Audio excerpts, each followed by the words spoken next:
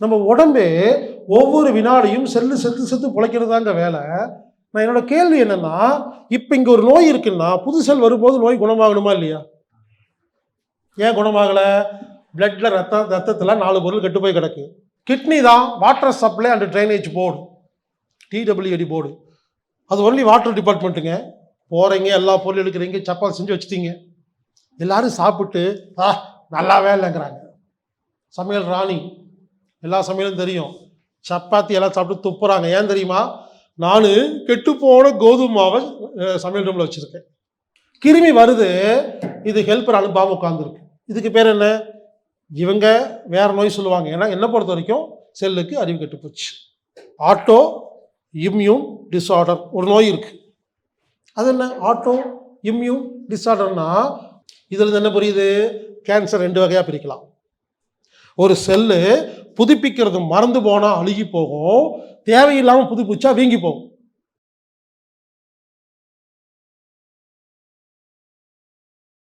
இப்பொழுது நாம இனிமேல் கழிவே உள்ள போகாமல் எப்படி வாழ்றதுன்னு பார்க்க போறோம். எதுக்கு உள்ள போவானே, அதுக்கப்புறம் எதுக்கு நீக்குவானே. பெரிய ஞானிகள் எல்லாம் யோகாவே பண்ண மாட்டாங்க, தியானமே பண்ண மாட்டாங்க. ஏன்னா அவங்க 24 hours அதில் தான் இருப்பாங்க. தனியாக சரி பண்ணுறதுக்குள்ள பயிற்சியெல்லாம் தேவையில்லை. புரிஞ்சுக்கோங்க, இந்த யோகா, மூச்சு பயிற்சி, தியானம் எல்லாம் பண்ணுறதெல்லாம் LKG.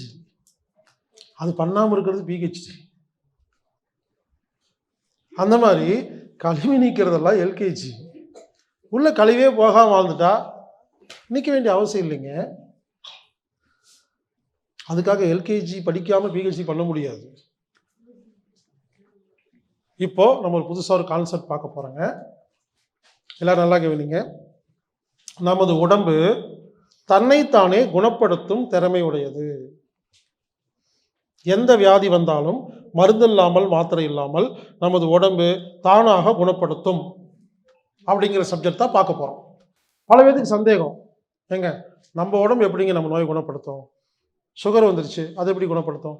BP எப்படி குணப்படுத்தும்? கட்டி வந்துருச்சு அதை எப்படிங்க தானாக குணப்படுத்தும் அப்படின்னு கேட்குறாங்கங்க.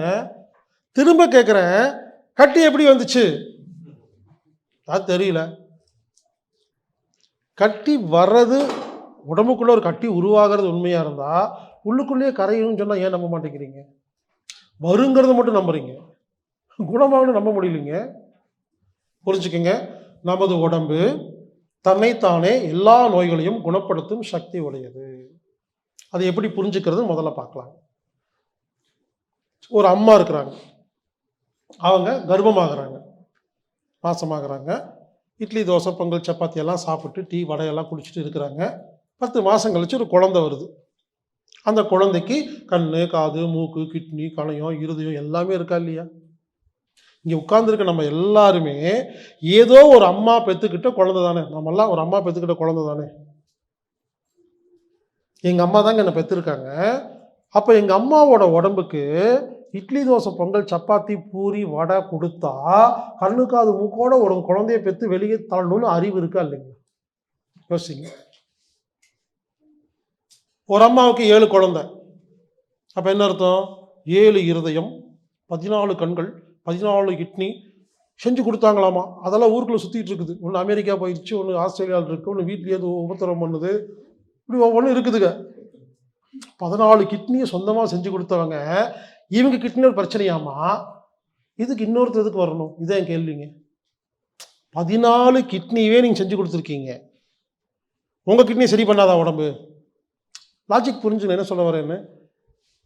அப்போ ரொம்ப ஈஸிங்க. ஒரு குழந்தையை ஒரு அம்மாவால் உருவாக்க முடியும்னா அந்த உறுப்புகளை செய்ய முடியும்னா அதான் இங்கே இருக்குது. சரி, ரிப்பேர் பண்ணுறதுக்கு எவ்வளோ நேரம் ஆகுங்க? புதுசாகவே செய்ய முடியுங்க. இது வெறும் ரிப்பேர் தானே. புரிஞ்சுக்குங்க, உலகத்தில் இருக்கிற எல்லா அம்மாக்களுக்கும் ஒரு குழந்தையை உருவாக்குறது முடியும் அப்படின்னா அவங்க நோயை அவங்களே குணப்படுத்த முடியும். உடனே ஆண்கள் எல்லாம் அப்போ பெண்களுக்கு மட்டும்தான் தன்னைத்தானே குணப்படுத்துக்குமான்னு நினச்சிக்காதீங்க. ஒரு கான்செப்டுக்காக பேசிகிட்டு இருக்கு. ஆணும் சரி பெண்ணும் சரி உடம்பு தன்னைத்தானே குணப்படுத்துங்கிற புரிய வைக்கிறதுக்காக உதாரணங்க. ஒரு கார் கம்பெனி இருக்கு, மாதம் 500 கார் செஞ்சு ஏற்றுமதி பண்ணுறாங்க. அந்த காரில் ஒரு பிரச்சனை வந்து கொண்டு போய் கொடுத்து, இதெல்லாம் பிரச்சனைலாம் சரி பண்ண முடியாதுங்க அப்படின்னு சொல்லி என்ன சொல்லுவீங்க? நீ தானே கார் தயாரிக்கிற, செஞ்சு கொடுன்னு கேட்போமா இல்லையா? எல்லாம் ஸ்பேர் பார்ட்ஸ் இருக்குமா இல்லைங்களா? இப்போ எங்கள் அம்மாவை கூப்பிடுவோம். எங்கள் அம்மாவை கூப்பிட்டு போர்டில் இருதயத்தின் படம் வரைஞ்சு பாகத்தை குறிக்க சொல்லுங்கள். எங்கள் அம்மாவுக்கு தெரியாது. இங்கே உட்காந்துருக்கு நிறைய அம்மாக்கள் இருக்குங்க இல்லையா? உங்களுக்கு 2-3 குழந்தை இருக்காங்க இல்லையா? அந்த குழந்தை கிட்னி, கணைய, கல்லீரலாம் இருக்கு இல்லையா? இப்போ மேடைக்கு வாங்க, கல்லீரல் படம் வரைந்து பாகத்தை குறிங்கன்னு சொல்லுங்க. தெரியாது உங்களுக்கு. அப்போ யோசிங்க என்ன சொல்ல வரேன்னு. நமது அறிவு வேற, நமது உடம்பின் அறிவு வேற.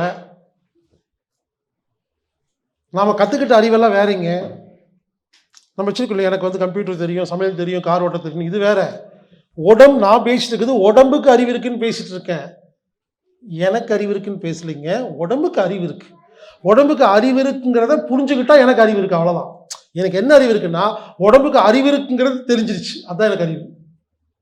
அப்போ நீங்கள் புரிஞ்சுக்க வேண்டியது, நமது உடம்பு தன்னைத்தானே ஒரு உறுப்பை உருவாக்க முடியும். அப்போ உறுப்பை சரி பண்ண முடியும். சரி, திரும்பி என்னையே கேட்பீங்க, நீங்கள் சொல்றது கரெக்டு, 4 குழந்தைய பெற்றுக்கிட்டா ஓகே, இது சொல்ல அப்போ என்ன திருப்பி கேட்பீங்க, அப்படியே நோய் வந்துச்சு. ஏன் வந்துச்சுன்னா, நல்லா கேவீங்க, இந்த முக்கியமான விஷயம். உடம்பு 24 மணி நேரமும் குணப்படுத்துகிற வேலையை தான் செஞ்சுட்டு இருக்கு. நாம தான் கெடுத்துட்டு இருக்கிறோம். அதை நிறுத்திட்டா போதுங்கிறேங்க. நான் ஒன்றும் நோயெல்லாம் குணப்படுத்த சொல்லிங்க, உடம்பை கெடுக்கிறத நிறுத்துங்கிறேன். நிறுத்தினாவே குணமாயிருங்க. புரிஞ்சுக்குங்க, குணப்படுத்த வேண்டாம். நம்ம உடம்புக்கு செய்கிற துரோகத்தை இன்னைக்கு நிறுத்தினோம்னா 3 மாதம் 6 மாதம் நோயெல்லாம் குணமாகுதுங்க. ஏன்னா உடம்புக்கு குணப்படுத்த மட்டும்தாங்க தெரியும். சரி, அடுத்த கேள்வி, ஏன் இவ்வளவு அறிவு உடம்பு ஏன் குணப்படுத்தலை? இந்த கொஸ்டின் உங்களுக்கு திரும்ப திரும்ப வந்துட்டு இருக்கு, புரிய வைக்கிறேன். இங்கே யாராவது நல்லா சமையல் தெரிஞ்ச, சமையல் எனக்கு எல்லாம் தெரியும், சமையல் ராணி, நான் யூடியூப் சேனல் வச்சுருக்கேன், எனக்கு எல்லாமே தெரியும் சொல்கிறாங்க, எங்கள் வீட்டுக்கு வாங்க. எங்கள் வீட்டு சமையல் ரூமில் உங்களை கொண்டு போய் விடுறேன். எனக்கு நீங்கள் சப்பாத்தி செஞ்சு கொடுக்கணும் சொல்லிட்டேன். போகிறீங்க, எல்லா பொருள் எடுக்கிறீங்க, சப்பாத்தி செஞ்சு வச்சுட்டீங்க. எல்லாரும் சாப்பிட்டு நல்லாவே இல்லைங்கிறாங்க. சமையல் ராணி, எல்லா சமையலும் தெரியும், சப்பாத்தி எல்லாம் சாப்பிட்டு துப்புறாங்க. ஏன் தெரியுமா? நான் கெட்டுப்போன கோதுமை மாவை சமையல் ரூமில் வச்சுருக்கேன். இது என்ன புரியுது? நமக்கு என்னதான் அறிவு இருந்தாலும் நாம் ஒரு பொருள் செய்ய வேண்டும் என்றால் அதுக்கு நல்ல பொருள் இருக்கணும். கான்செப்ட் புரிஞ்சுங்களா? இதே கான்செப்டை உடம்புல கொண்டு வாங்க. நமது உடம்புக்கு அறிவு இருக்குது. ஒரு நோயை குணப்படுத்துறதுக்கு கால்சியம் தேவைப்படுது. உங்க ரத்தத்துல கால்சியம் கெட்டு போய் கிடக்கு. அப்ப அறிவு இருக்கிற நம்ம உடம்பு கெட்டு போன கால்சியத்தை எடுத்துட்டு போய் எலும்பு ஒட்ட வைக்க நினைக்குது, ஒட்ட மாட்டேங்குது. புரிஞ்சுங்களா? இதுல இருந்து என்ன புரியுதுன்னா, நமது உடம்புல இருக்கிற நோயை குணப்படுத்துறதுக்கு ஒரு மினரல் தேவைப்படும், ஒரு விட்டமின் தேவைப்படும். சொல்றாங்க இல்லைங்களா? பிளட்ல என்னங்க இருக்குது? Calcium, iron, sodium, carbohydrate, protein, vitamin, mineral, vitamin A, B, C D, B12, amino acid சொல்றாங்க இல்லைங்களா? ஒரு 500 பொருள் இருக்குமா? இருந்துட்டு போட்டோம். இந்த 500 பொருள் என்ன தெரியுங்களா? சமையல் ரூமில் இருக்கிற தேங்காய், தக்காளி, சீரகம், வெந்தயம், கடுகு மாதிரி கற்பனை பண்ணுங்க. அம்மா தான் நமது உடம்பில் உள்ள அறிவு. ரத்தம் தான் சமையல் ரூமு. ரத்தத்தில் உள்ள பொருள் தான் சமையல் ரூம் இருக்கிற தேங்காய், தக்காளி, பாசிப்பருப்பு. அப்போ சமையல் ரூமில் ஒரு பொருள் கெட்டு போனால் என்னதான் அறிவுள்ள அம்மா அந்த கெட்டுப்போன பொருளை வச்சு ஒரு சமையல் பண்ணா அந்த சமையல் கெட்டு போகும், அது முழுமை அடையாது இல்லையா? இதே தான் உடம்புல நடந்துட்டு இருக்கு. உடம்புக்கு அறிவு இருக்கு, ஆனா அதுக்கு தேவையான சத்து பொருள்கள் நம்ம ரத்தத்தில் கெட்டு போய் கிடக்கு. கெட்டு போன பொருளை எடுத்துட்டு போய் ஒரு வேலையை செய்யும் பொழுது அந்த நோயை குணப்படுத்த முடியவில்லை. அப்போ வைத்தியம் என்ன? அந்த கெட்டுப்போன பொருளை வெளி தூக்கி வீசிட்டு நல்ல பொருளை கொண்டு வச்சுட்டா அப்பா அப்படின்னு நமது உடம்பு தன்னைத்தானே ஒரு நோயை குணப்படுத்துது. இது ஒரு கான்செப்டுங்க, ஞாபகம் வச்சுக்கோங்க. நாங்கள் ஒவ்வொன்றா பேசுவோங்க, கடைசியாக பேசி முடிக்கும் பொழுது உங்களுக்கு மொத்த உலகம் வந்து உடம்பே புரிஞ்சிருங்க. இதில் என்ன புரியுது வரைக்கும் பேசுனதுல? ரத்தத்தில் ஒரு பொருள் கெட்டு போனால் உடம்பு தன்னைத்தானே குணப்படுத்த முடியாது. இது மட்டும் ஞாபகம் வச்சு. இது ஒண்ணுங்க. ரெண்டாவது, எங்க வீட்டு சமையல் ரூமுக்கு உங்களை கூட்டிட்டு போறேன். உங்களுக்கு சாம்பார் நல்லா வைக்க தெரியும். என்னோட வீட்டு சமையல் ரூமில் உப்பு டப்பா மட்டும் காலி, உப்பு இல்லை. நீங்களும் கஷ்டப்பட்டு எல்லாம் தேங்காய் மாங்காய் பட்டாளி சுண்டல் போட்டு சமையல்லாம் பண்ணி சாம்பார் வச்சுட்டு உப்பு தேடுறீங்க, இல்லை. கொண்டு வந்து சாம்பார் வச்சுட்டீங்க, எல்லாரும் சாப்பிட்டு என்னம்மா டேஸ்டாகவே இல்லை அப்படிங்கிறாங்க. நானும் பண்ணுவேன், எனக்கெல்லாம் தெரியும், அங்கே உப்பே இல்லை அப்படி சொல்லுவீங்களா இல்லையா? இப்படி தாங்க நம்ம உடம்பு நம்மளை திட்டிகிட்டு இருக்குது. ஒரு சாதாரண விஷயம், இந்த கண்ணில் பொறை இருக்குது. இந்த பொறையை சரி பண்ணுறதுக்கு ஒரு இந்த பொருள் இருந்தால் போதும். பிளட்டில் அந்த பொருளே இல்லை, நான் எப்போ சரி வெயிட் பண்ணுதுங்க. இங்கே எலும்பு உடஞ்சிருக்குதுங்க, அது ஒட்டணுங்க, எனக்கு 100 கிராம் ஒரு 10 கிராம் கால்சியம் கொடுத்தா போதுங்க, ஒட்டிடுவாங்க, இல்லை மெக்னீசியமாவது கொடுங்க அப்படின்னு தேடிட்டு இருக்குது. காணுங்க பொருளை, ரொம்ப வெயிட் பண்ணிட்டு இருக்கு. என்னைக்காவது பொருள் வந்தால் இந்த எலும்பு ஒட்டுறதுக்கு வெயிட் பண்ணிட்டு இருக்குதுங்க. இப்படி நமது உடம்புல நிறைய நோய் இருக்கு இல்லைங்களா? ஏன் குணமாகலைன்னா, சில வியாதிகள் பொருள் கெட்டு போய் குணமாகாம இருக்கு, சில வியாதிகள் பொருள் இல்லாமல் போய் குணமாகாம இருக்கு. இவருங்க கெட்டு போறது வேற, இல்லாம போறது வேற. சில பேருக்கு ஒரு 10 பொருள் கெட்டு போய் கிடக்கும், சில பேருக்கு 4 பொருள் இல்லாம இருக்கும். அப்போ அது சம்பந்தமான வியாதி வந்துகிட்டே இருக்குமா? நம்ம என்ன சொல்றோம், 15 வருஷமா ஒரு நோய்ங்கன்னா 15 வருஷமா ரத்தத்தில் அந்த நோயை குணப்படுத்த தேவையான சில சத்து பொருள்கள் இல்லை அல்லது கெட்டு போய் இருக்கிறது. அப்ப என்னங்க சிகிச்சை? இல்லாத பொருளை கொண்டு போய் வச்சா உடம்பு தன்னைத்தானே குணப்படுத்தும், கெட்டு போன பொருளை தூக்கி வீசிட்டு நல்ல பொருளை வச்சா குணப்படுத்தும். இதுல இருந்து என்ன புரியுது? ரத்தத்தில் ஒரு பொருள் கெட்டு போனால் உடல் தன்னைத்தானே குணப்படுத்தாது, ரத்தத்தில் ஒரு பொருள் இல்லாமல் போனால் உடல் தன்னைத்தானே குணப்படுத்தாது. 3, ரத்தத்தின் அளவே கம்மியான உடம்பு தன்னைத்தானே குணப்படுத்தாதுங்க. இப்போ நம்ம சொல்றோம் இல்லைங்களா, பிளட்டோட அளவு என்ன சொல்றோம்? ஹீமோகுளோபின், HB சொல்றோம் இல்லையா? ரத்த சோகை, ரத்தம் குறைஞ்சிட்டு சொல்றீங்க. புரிஞ்சுக்குங்க, ரத்தத்தில் பொருள் கெட்டு போனாவே நோய் வரும்னு சொல்றனே, ரத்தமே கம்மியாக இருந்தால் என்ன ஆகும்? புரிஞ்சுக்குங்க, ரத்தத்தோட அளவே குறைஞ்சா அது பல வியாதிகளை உண்டு பண்ணும். அப்போ ரத்தத்தோட அளவை நார்மல் பண்ணுறதுக்கு நான் இயற்கை வைத்தியம் சொல்லி தருவேங்க. நான் சொல்கிறத செஞ்சீங்கன்னா எப்பேற்பட்ட ரத்த சோகை இருந்தாலும், ஹீமோகுளோபின் எவ்வளவுதான் கம்மியாக இருந்தாலும் நார்மலுக்கு வந்துடும். இது வந்தாதான் நோயெல்லாம் குணப்படுத்த முடியும். இது 3. ரத்தத்தில் ஒரு பொருள் கெட்டு போனால் வியாதி வரும், ரத்தத்தில் ஒரு பொருள் இல்லாமல் போனால் வியாதி வரும், ரத்தத்தின் அளவு கம்மியான வியாதி வரும். 4வது, செல்களுக்கு அறிவு கெட்டு போனா வியாதி வரும். இவருங்க நம்ம உடம்புல இருக்கிற ஒவ்வொரு செல்லுங்க, ஒவ்வொரு செல்லும் தனித்தனியா யோசிக்கிற செல்லுங்க. முதல்ல உடம்புல எழுதுறீங்களா? இவருக்கு நம்ம உடம்புல எழுதுறீங்களா?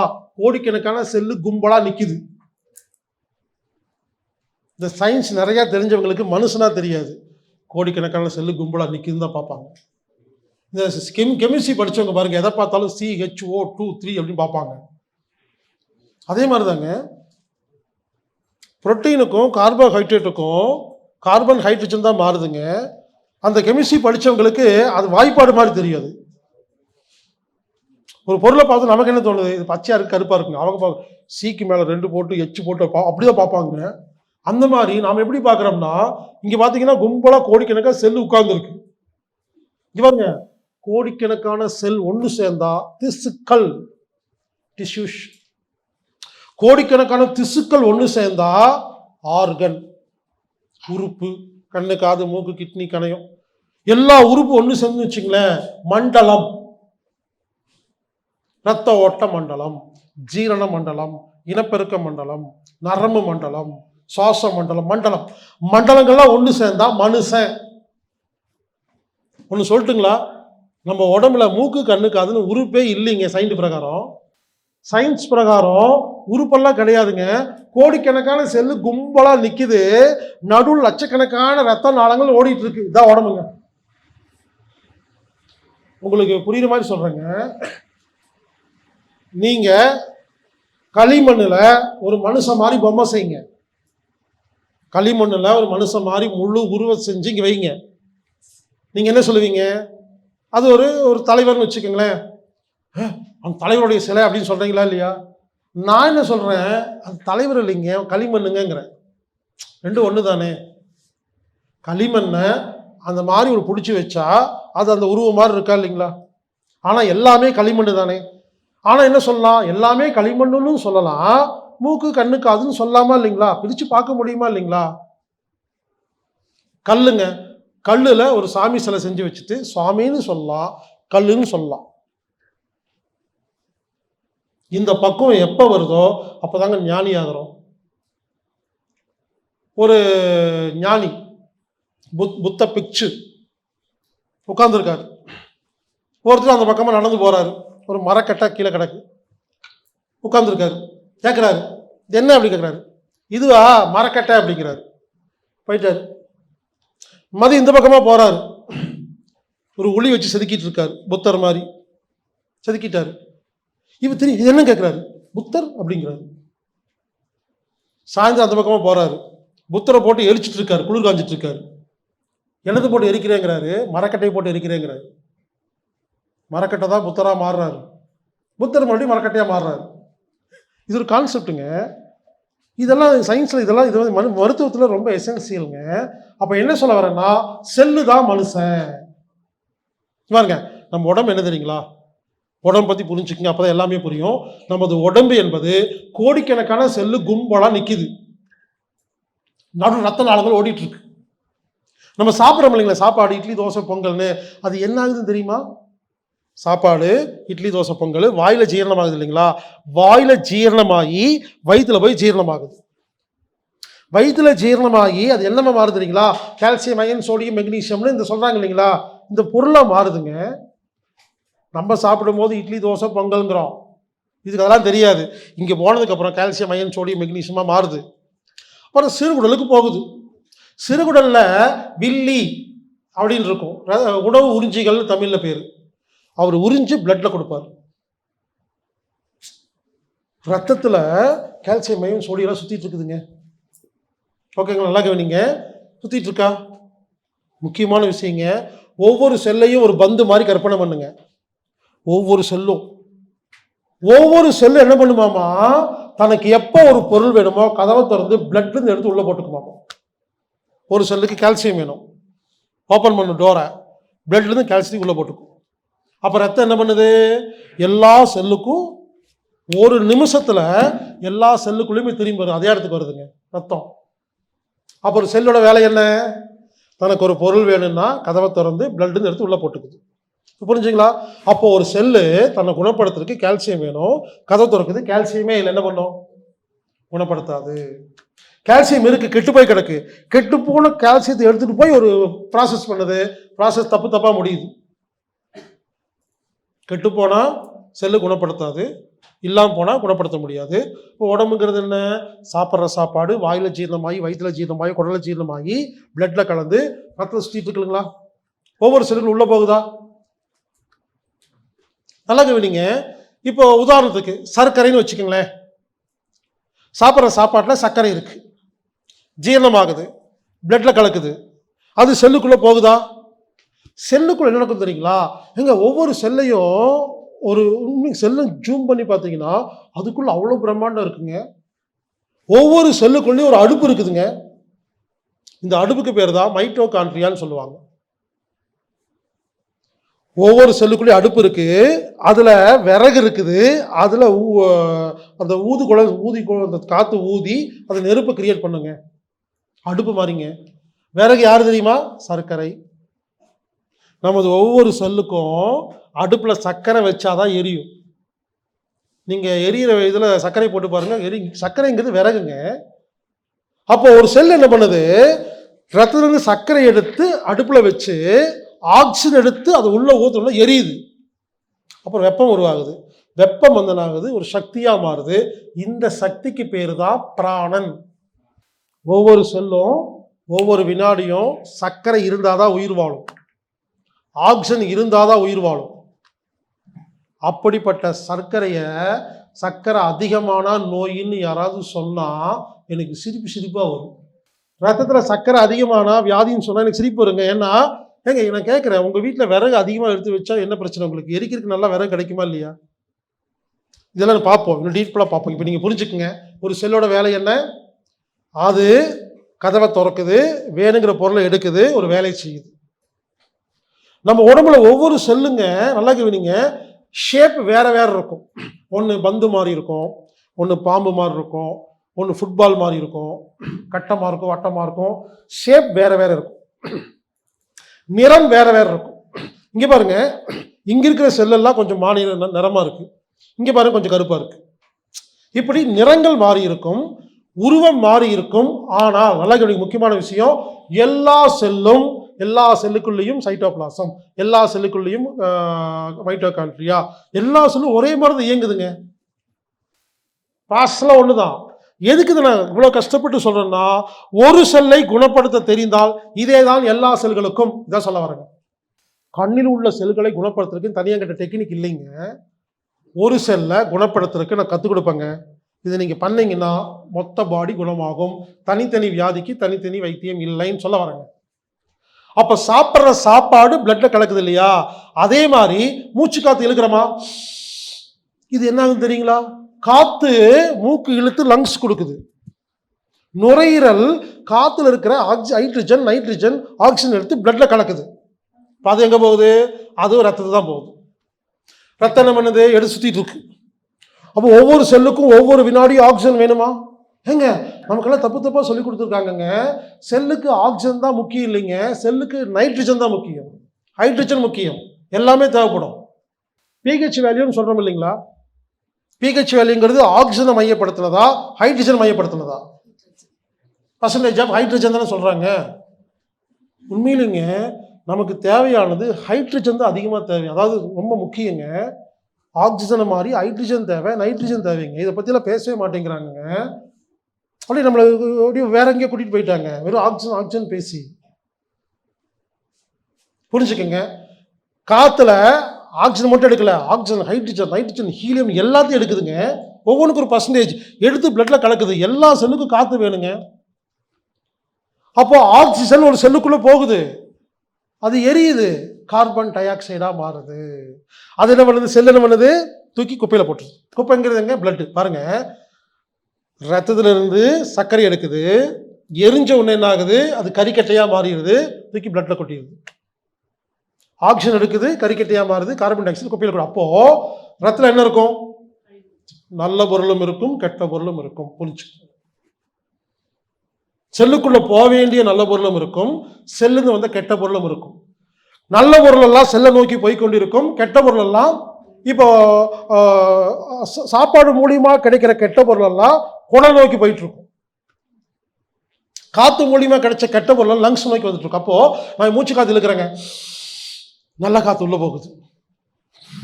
வெளியே காத்து போகுதா? கெட்ட காத்து வெளியே போகுது இல்லையா? அது இப்போ போனது இல்லைங்க, முதல்ல அனுப்புறது உள்ள அனுப்புறோம். ஏற்கனவே அனுப்புனது உள்ள போய் எல்லா ப்ராசஸும் முடிச்சுட்டு கெட்டு போய் வருது. அப்போ மூக்கோட வேலை தெரியுங்களா? நல்ல காற்றை உள்ள அனுப்பிச்சு கெட்ட காற்றை வெளியே அனுப்புறது. வாயோட வேலை என்ன? நல்ல பொருளை உள்ள அனுப்புறது. ஆசன வாய் வேலை என்ன? கெட்ட பொருளை வெளியே அனுப்புறது. இதே மாதிரி தாங்க தண்ணி. ஒரு சொம்பு தண்ணி குடிச்சிங்கன்னா அது எங்கே தெரியும் போகுது? கிட்னி. சாப்பாட்டை ஜீரணம் பண்ணுறது வயிறு, குடல். காற்றை ஜீரணம் பண்ணது லங்ஸு, நுரையீரல். தண்ணீரை ஜீரணம் பண்ணுறது கிட்னி.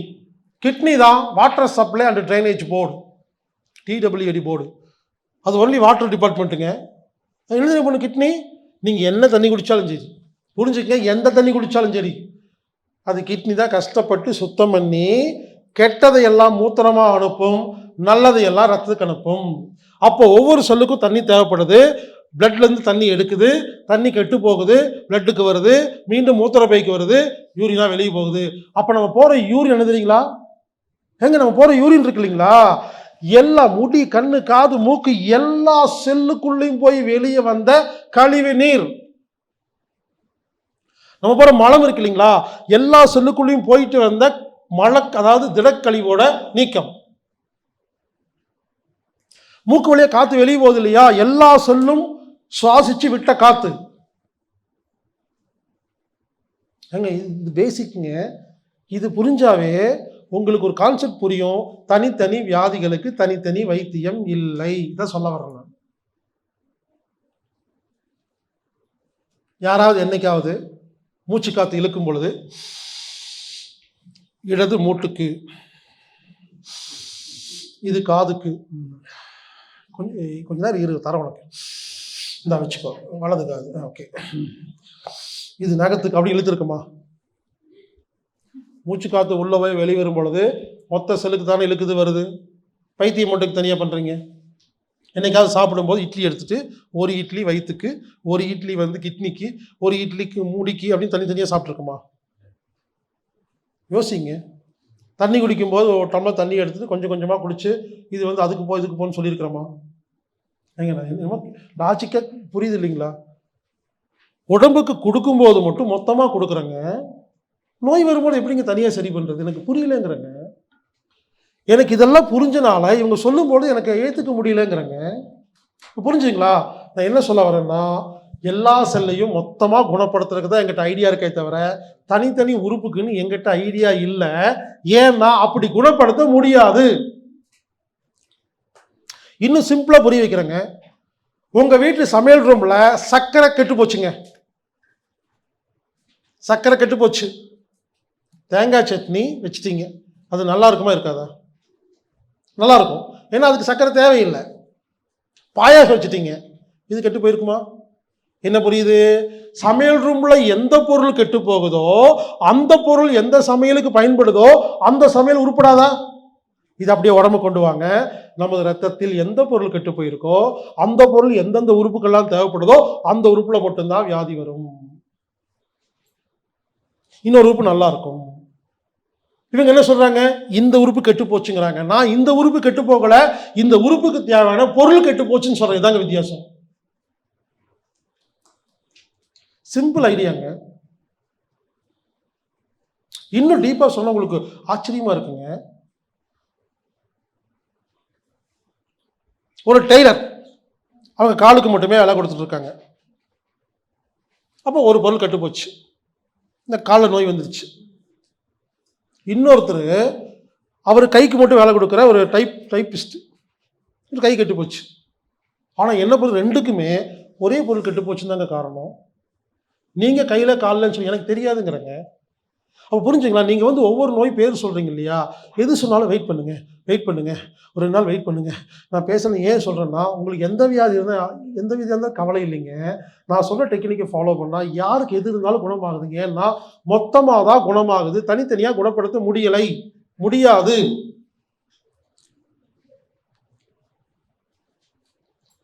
ரத்தத்தில் ஒரு பொருள் கெட்டு போனால் உடம்பு தன்னைத்தானே குணப்படுத்தாது. ரத்தத்தில் ஒரு பொருள் இல்லாமல் போனால் உடம்பு தன்னைத்தானே குணப்படுத்தாது. ரத்தத்தின் அளவு கம்மியானால் உடம்பு தன்னைத்தானே குணப்படுத்தாது. 4வது, செல்களுக்கு அறிவு கெட்டு போனால் உடம்பு தன்னைத்தானே குணப்படுத்தாது. ஒவ்வொரு செல்லுக்கு அறிவு இருக்குதுங்க.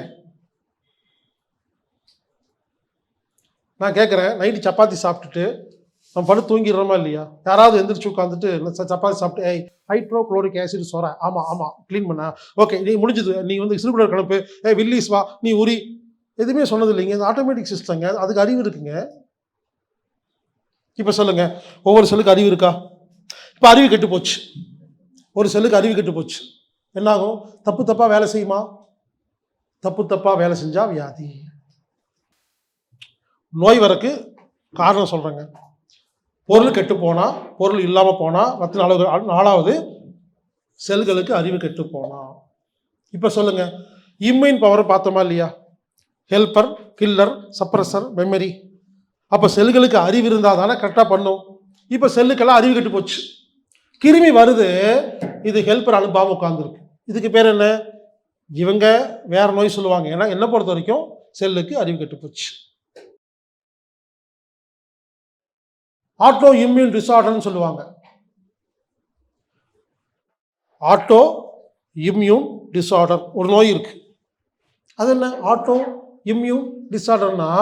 ஆட்டோ இம்யூன் நம்ம உடம்புல இருக்குது, ஆட்டோமேட்டிக்கா நோய் கிருமியை கொலை பண்ணுது. ஆட்டோ இம்யூன் டிசார்டர்னா கெட்டு போச்சுன்னு அர்த்தங்க. என்ன நம்ம உடம்பு நோய் கிருமியை கொல்றதுக்கு போதுதான் நம்ம உடம்பையே கொல்லும். அறிவு கெட்டு போச்சு.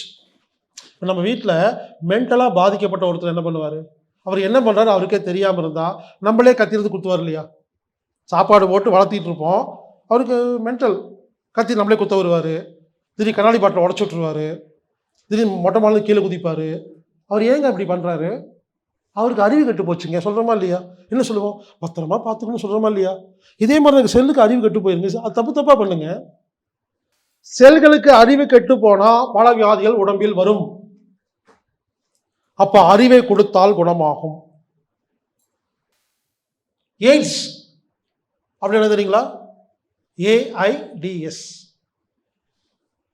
Acquired immune deficiency syndrome. தமிழில் சொல்லி பாருங்க. எய்ட்ஸ்க்கு நல்லா அவன் தெரிஞ்சவன் தாங்க பேர் வச்சிருக்கான். உடம்பில் சேர்த்து வைக்கப்பட்ட இம்யூன் பவர் கெட்டுப்போச்சு. புரிஞ்சுங்களா? AIDS என்னன்னா ஹெல்பர் கில்லர் சப்ரஸர் மெமரி இருக்கு இல்லைங்களா, இது வேலை செய்யலைங்கிறாங்க. அவ்வளோதாங்க, அறிவு கெட்டு போய் வேலை செய்யாமல் இருக்குங்கிறாங்க. அப்போ என்னாகும்? அவங்களுக்கு காய்ச்சலே வராதுங்க, சளியே பிடிக்காதுங்க, வேதியே ஆகாதுங்க. கிருமிகள்லாம் என்ன பண்ணும்? ஜாலியாக சாப்பிட்டு எல்லா உறுப்பையும் கெடுத்துட்டு இருக்குங்க. அது கெடுத்து எல்லா உறுப்பையும் கெடுத்து உயிர் போயிடும்.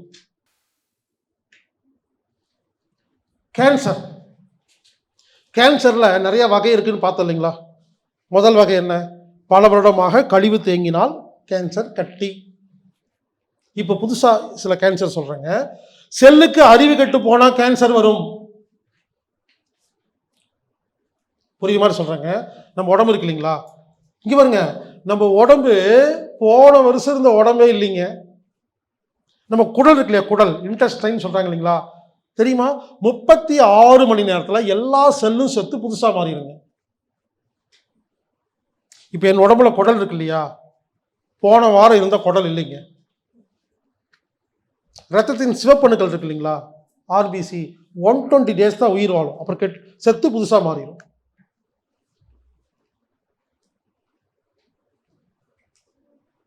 மலம் மஞ்சளாக வருது இல்லையா, அதுக்கு தெரியுமா காரணம்? செல்லு செத்து போனால் அது மஞ்சள் கலராக தான் வரும். ஹீமோகுளோபின் உடஞ்சி செத்து போய் அது மஞ்சள் கலர் வெளியே வந்துட்டு இருக்கு. ஏங்க நம்ம சாப்பிட்றது, நீங்கள் தயிர் சாப்பாடை மட்டும் 3 நேரம் சாப்பிடுங்க, மஞ்சளாக மலம் வருது. செத்து போன செல்லின் நிறம் மஞ்சள். புரிஞ்சுக்குங்க. இப்படி உடம்புல எல்லா செல்லுக்கும் டைம் இருக்குதுங்க. முடி முதல் கண்ணு, மூக்கு, காது, உடம்புல இருக்கிற எல்லா உறுப்பும் ஒரு குறிப்பிட்ட நேரம் வந்தால் செத்து பொழைக்கும். அதாவது செல்லு புதுசாக மாறும். புரியுற மாதிரி சொல்கிறேங்க. நீங்கள் கார் வச்சுருக்கீங்கல்ல, கார் ஓட்டுறீங்கல்ல, 50,000 கிலோமீட்டர் ஓட்டுறோன்னா காரில் அந்த பட்டன் எல்லாம் தேஞ்சு போகுதா? என்ன சொல்கிறாங்கப்பா, டயர் மாற்றுப்பா அப்படின்னு சொல்கிறாங்களா இல்லையா? இந்த டயரை வச்சு 50 வருஷமாக ஓட்டிகிட்டு இருக்கிறோம். உள்ளங்காலை வச்சு நடக்கிறோமா இல்லைங்களா? இது எனக்கு தேஞ்சு போயிருக்கா? உங்கள் காலை பார்த்துட்டு எத்தனை வருஷத்துக்கு அப்புறமா எத்தனை வருஷம்னு சொல்ல முடியுமா? இந்த கையை வச்சு எவ்வளோ வேலை பண்ணுறோம், பாத்திரம் கழுவும், துணி துவைக்கிறோம், இந்த கை எனக்கு தேஞ்சு போயிருக்குங்களா? புரியலிங்களா? அப்போ எல்லாம் செல்லு புதுசாக மாறுதுங்க. நம்ம உடம்பே ஒவ்வொரு வினாடியும் செல்லு செத்து பிழைக்கிறது தாங்க வேலை. நான் என்னோட கேள்வி என்னன்னா, இப்போ இங்கே ஒரு நோய் இருக்குன்னா புது செல் வரும்போது நோய் குணமாகணுமா இல்லையா? ஏன் குணமாகலை? பிளட்டில் ரத்தத்தில் 4 பொருள் கெட்டு போய் கிடக்கு, 8 பொருள் இல்லை. அப்போ என்ன ஆகுது? அதே பிரச்சனை திரும்ப வருது. அப்போ நான் சொல்கிற மாதிரி இதெல்லாம் சரி பண்ணிட்டா நாளைக்கு செல்லு புதுசாக மாறும் பொழுது உங்கள் லிவர் புதுசாக மாறிடும், கிட்னி புதுசாக மாறிடும், கண்ணு புதுசாக மாறிடும், தோல் புதுசாக மாறிடும். அப்போது எங்கிட்ட தனித்தனி வியாதிக்கு தனித்தனி வைத்தியம் இல்லை, எல்லா செல்லையும் புதுசாக மாற்றுறதுக்கு ஒரே ஒரு ஐடியா தான் இருக்கு. அப்போது இங்கே பாருங்க, 36 நாளுக்குள்ள குடல் செல்கள் செத்து புதுசாக மாறணும்னு இருக்கா? அந்த மாதிரி எலும்புக்கு நகத்துக்கெல்லாம் இருக்குங்களா? நல்லா கவனிங்க. இது ஒரு அறிவு தானே, கரெக்டான டேட் பார்த்து பண்ணுதா இல்லையா? இந்த அறிவு கெட்டு போச்சு. என்ன ஆகும்? ஒரு எலும்பு இருக்கு, எலும்பு 6 மாதத்துக்கு ஒருக்கா புதுசாக மாறணும்னு வச்சுக்கோங்களேன். கரெக்டாக 6 மாதத்தில் புதுசாக மாறிச்சுன்னா உங்கள் எலும்பு நல்லா இருக்கு. புதுசாக மாற்றுறது மறந்து போச்சு, அறிவு கெட்டு போச்சு. என்னாகும்? எலும்பெல்லாம் அழுகி போகும். ஒரே செல் இருக்கும், புதுசாக மாறாதா? இப்போ எலும்பெல்லாம் அழுகி போகும். இப்போ ஒரு உறுப்பு நல்லா கவனிங்க, ஒரு உறுப்பு அழுகி போகுதுன்னு என்ன தெரியுமா? செல்லு புதுசாக மாறுறது கெட்டு போச்சுன்னு அர்த்தம், புதுசாக மாறலன்னு அர்த்தம். இதே என்ன தெரியுமா? அறிவு கெட்டு போய் 6 மாதத்துக்கு ஒரு தடவை புதுசாக மாற்ற வேண்டிய அந்த அறிவு கெட்டு போய் 6 நிமிஷத்துக்கு ஒருக்கா புதுசாக மாற்றுங்க.